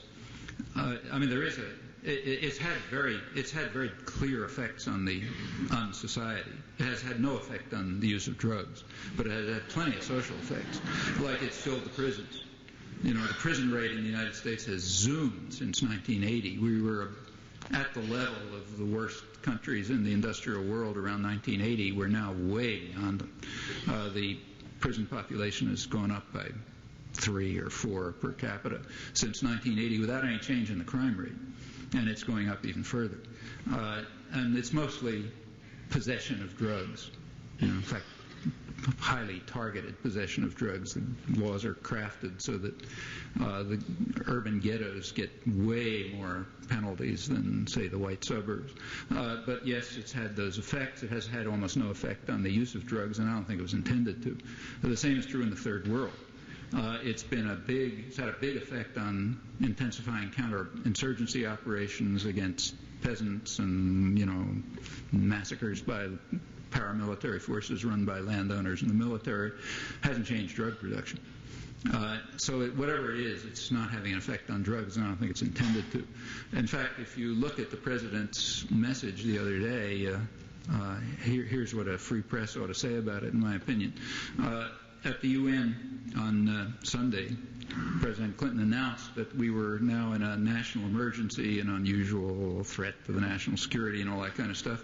And he had said he had ordered, the U.S. government to, and he now called upon others to join us with this, people and other countries, to identify nations, persons, and companies, businesses, that were involved in money laundering or that were significantly involved in the drug traffic in Colombia. The wording was approximately like that.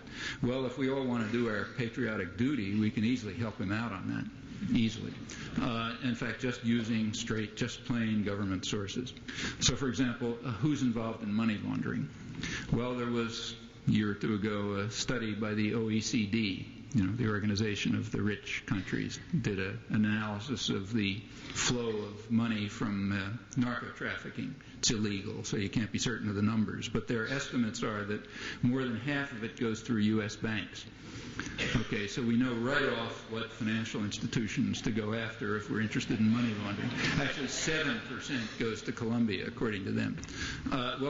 You can hardly claim that was a secret. It was reported in the country's leading newspaper, but unfortunately not this country's leading newspaper. It was reported in Mexico's leading newspaper, Excelsior.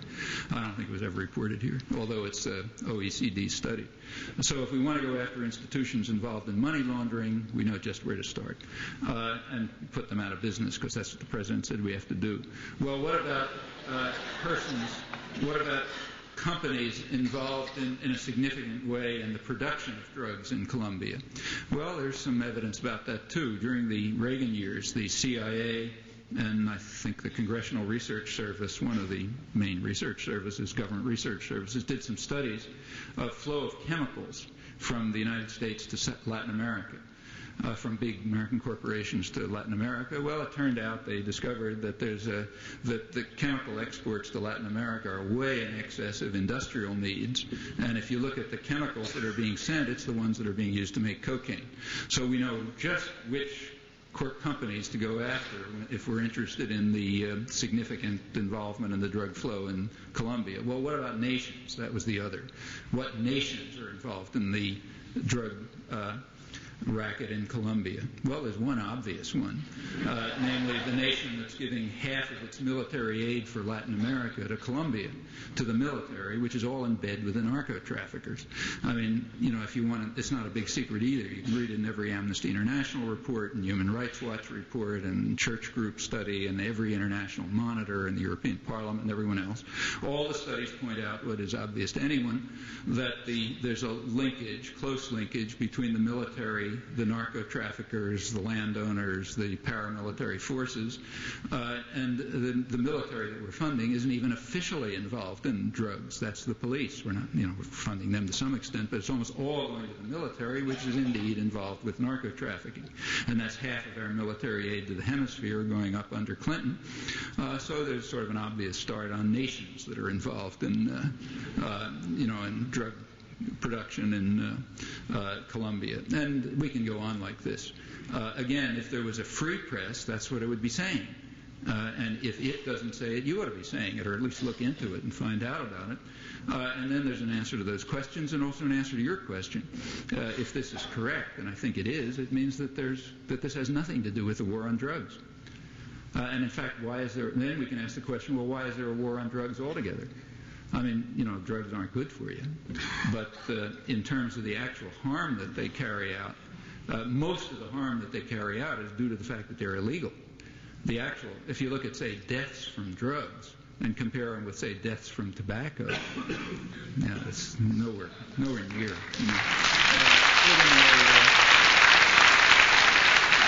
In the case of soft drugs like marijuana, although it's surely not good for you, I don't think there is a single recorded overdose. And last I saw, over 60 million users. And furthermore, the use of drugs harms you, but doesn't harm other people. The use of tobacco harms other people, and it's vastly greater in scale. Well, Philip Morris is the biggest corporate advertiser for the Gingrich Congress. And the deregulation is just freeing them up from, in the tort reform, from any protection by victims. Okay? And if you look at what they're doing in the third world, the U.S. is using muscle, real muscle, to force open foreign markets to advertising aimed at women and children in Thailand and China and so on. And if countries won't agree to let us advertise our lethal narcotics there, we're going to impose trade sanctions on them, which is serious in the case of a big country like the United States. That's state power. It directly involved in serious narco-trafficking, not at a small scale. In China, there was one recent study by an Oxford University epidemiologist who estimated that about 50 million people will die from the use of tobacco in China, who are, I think he said the one now under 20 or something like that. Big numbers. Okay, so there's a lot you can do about trafficking in illegal narcotics. Not illegal, unfortunately, but maybe they shouldn't even be illegal, but I'm not suggesting that they should, but trafficking in lethal narcotics. And in fact, there's a lot of questions that can be asked. But getting back to your point about why is it suicidal for any politician to say any of these things, the reason is we've let the propaganda win. So yes, it's possible for people to say obvious things. Yeah, I mean, all anyone hears is that, so you're sure they believe it. I mean, if the only thing you hear is one thing, well, why shouldn't you believe it? Nobody's saying anything else. But we have plenty of opportunities to get a different message out. Again, there's a lot of opportunities for people like us in a society like this. If you don't make use of them, then yes, it'll still be impossible for people to think rationally about the topic. To think rationally about the fact that the major effect of the war on drugs is something comparable to social cleansing in Colombia. In Colombia, the paramilitary forces go out and get rid of people that they don't like. Peasants, union leaders, street kids, whoever you don't like, you get rid of them, you slaughter them. That's called social cleansing. Well, here we're a more civilized society. We put them in jail, instead of social cleansing. And the technique for putting them in jail to an overwhelming extent is victimless actions, which are called crimes, like having a joint in your pocket. So there's a reason for it, and there's an effect of it. And people should be able to understand that. But not if they don't hear it,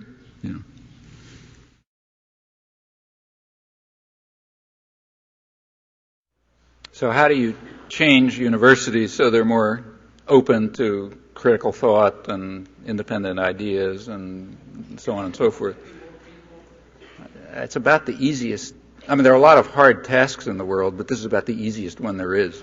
I mean, there are very few, universities are not utopia, but of all the institutions you can think of, it's hard to imagine one that's as free, At least I never heard of one.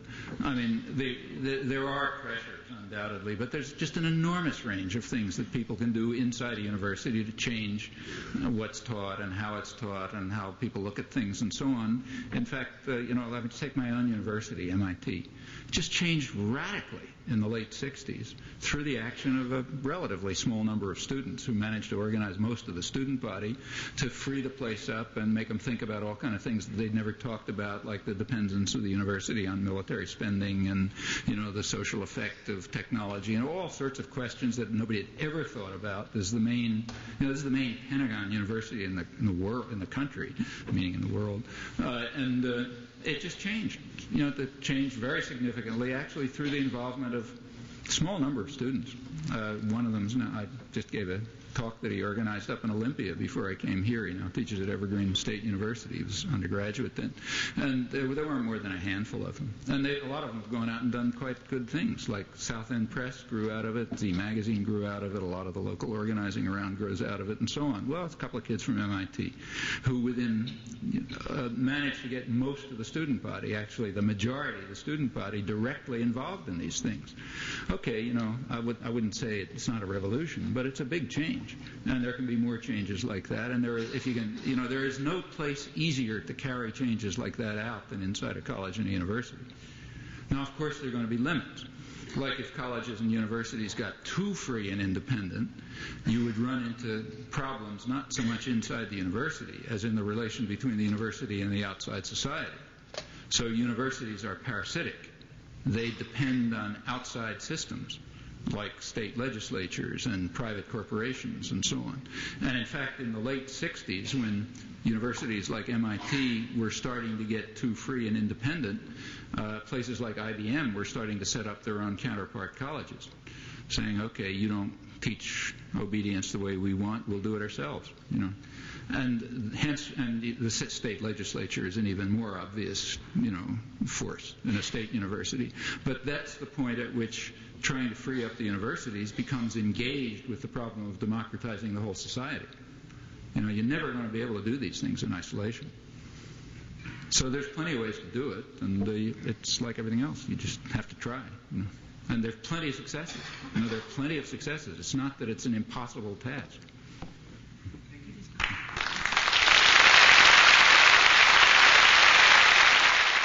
You've been listening to MIT Professor of Linguistics and Philosophy, Noam Chomsky, delivering the 1995 Ava Helen and Linus Pauling Memorial Lecture for World Peace.